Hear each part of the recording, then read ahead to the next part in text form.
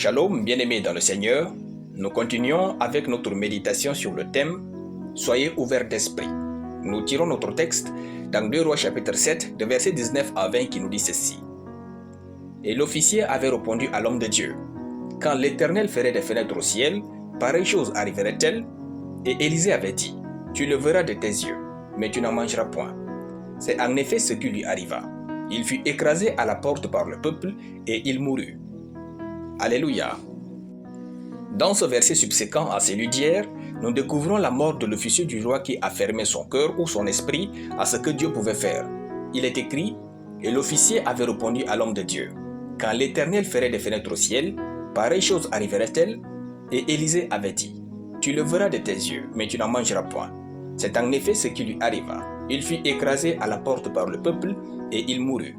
Vous ne pouvez gagner que la détérioration personnelle en fermant votre esprit à ce qui est extérieur à vous. Cette dégradation peut entraîner la mort, que ce soit sur le plan spirituel ou physique.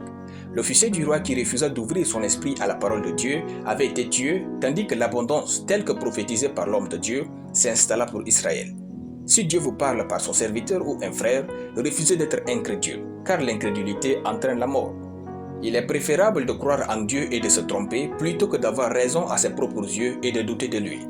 Avec Dieu, vous devez réaliser que même lorsqu'il est certain que rien ne va se produire, quelque chose va arriver à cause de votre foi en lui. Ne vous montrez jamais suffisamment intelligent pour ignorer Dieu et les autres lorsque vous avez déjà exprimé votre opinion dans votre cœur. En écoutant ce que Dieu a à vous dire, vous pouvez améliorer votre opinion, votre avis et votre logique. Apprenez à écouter sans être sur la défensive. Si vous le faites, cela vous tuera.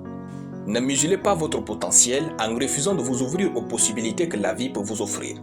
Vivez comme un explorateur constant de la vie, soyez ouvert d'esprit. Considérez les avis des autres avant d'avoir votre verdict. La mort se trouve dans votre façon de voir les choses, et cet officier considérait la souffrance de la famine comme supérieure à la capacité de Dieu. Et vous, où avez-vous placé la puissance de Dieu dans votre vie, dans votre travail, votre mariage, votre ministère et vos rêves? Est-elle au-dessus ou en dessous de vos défis? Alléluia. Nous allons prier. Père rempli de gloire et de puissance, je te rends grâce pour ta parole. Je déclare que je vis dans l'obéissance absolue à Dieu au nom de Jésus. Amen. La lecture biblique en une année, Jérémie chapitre 45 à Jérémie chapitre 48. Soyez bénis, c'était le pain du ciel.